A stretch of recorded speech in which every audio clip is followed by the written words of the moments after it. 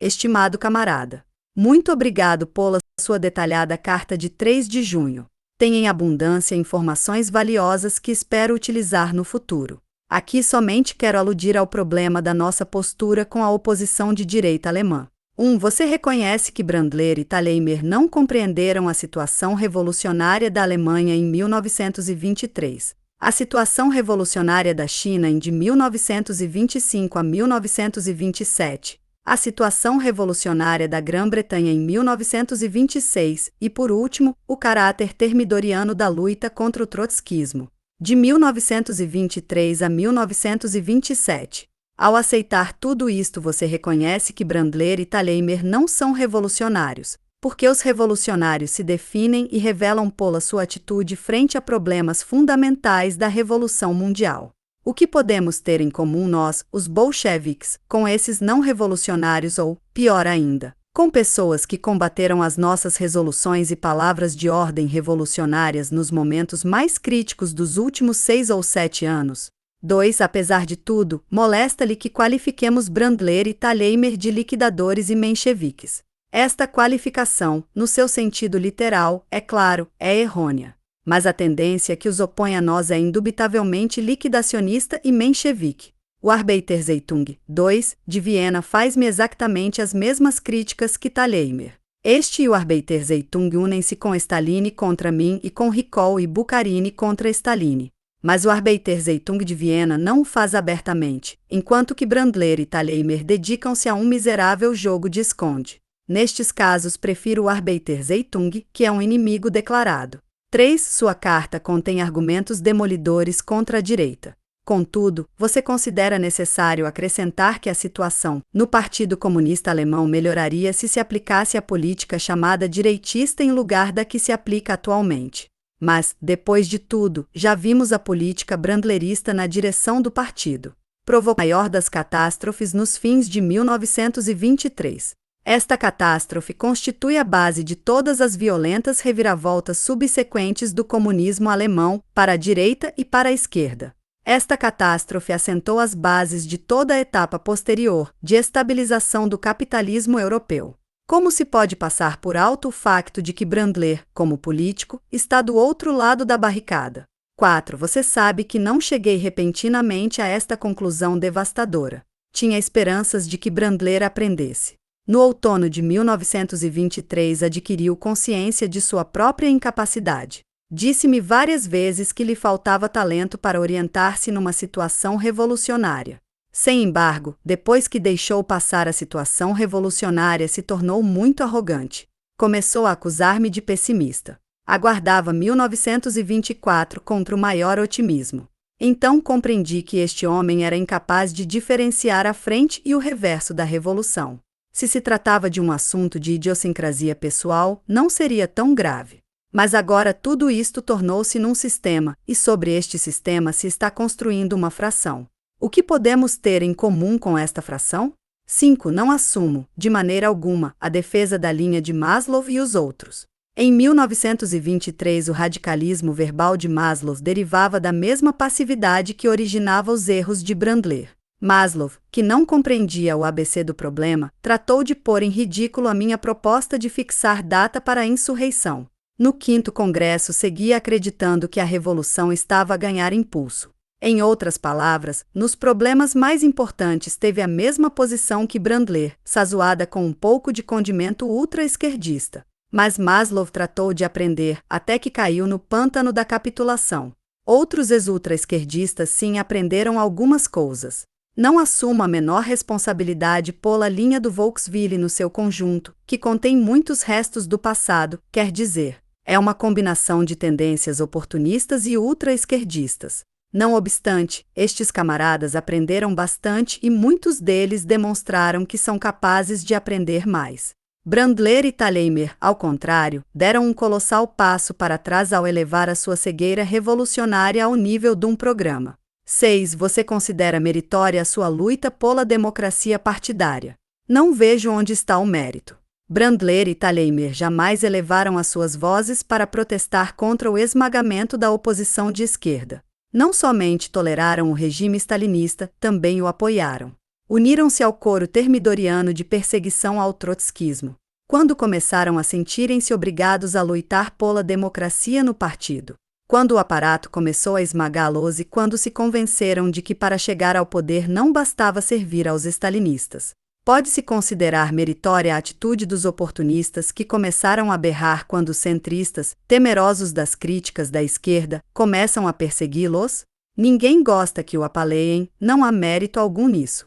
Os métodos que emprega o centrismo para combater a direita são repugnantes e, em última instância, ajudam-na.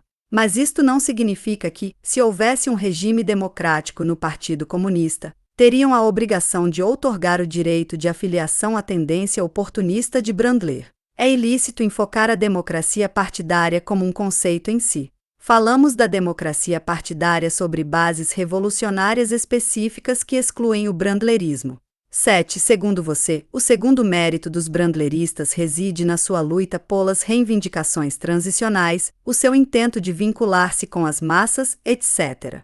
Mas, acaso buscamos estabelecer vínculos com as massas pelos vínculos em si, ou por objetivos revolucionários, isto é, internacionalistas? Se nos guiássemos unicamente pelos vínculos com as massas, deveríamos voltar os olhos para a Segunda Internacional e a de Amsterdã III. Com este critério, a social-democracia alemã é muito mais importante que Brandler e Thalheimer. Desde logo, pode-se dizer que tudo isto é um exagero. Sabemos que Brandler e Thalheimer não são a social-democracia. É claro, ainda não são a social-democracia, não a atual.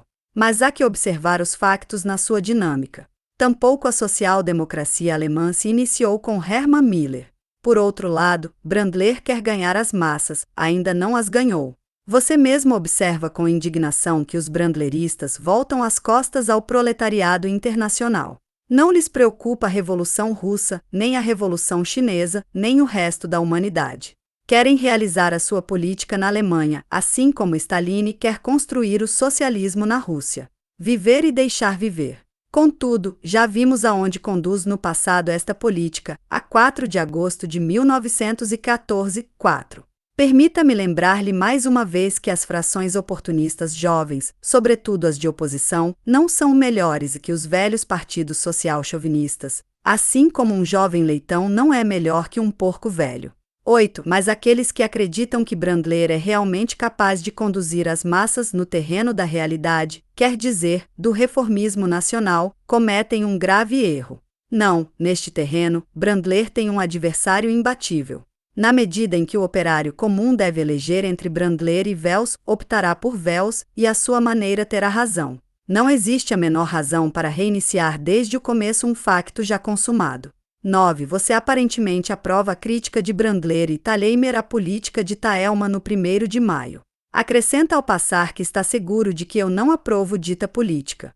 Não sei se leu a minha carta ao 6º Congresso Mundial e agora? Reproduzida em A Terceira Internacional depois de Lenine. Nesta carta há um capítulo especial dedicado às perspectivas de radicalização da classe obreira alemã, com uma advertência direta e categórica contra a pueril superestimação thalmanista do nível alcançado por tal radicalização e contra o perigo de cair no aventureirismo ultra-esquerdista, latente na mesma. Referir-me-ei a este tema com maior detalhe num folhetim que espero publicar no mês que vem.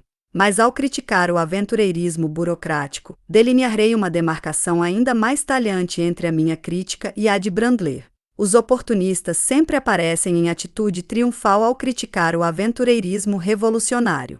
Mas também lhe aplanam o caminho. A Brandler aplanou o caminho a Maslow assim como Maslow aplanou o caminho a Thalmann, que combina todos os erros de Brandler e Maslow e lhes agrega suas próprias torpezas, produto da estupidez burocrática e a ignorância jactanciosa. 10. Você assinala vários grupos da oposição de esquerda e os chama de sectários.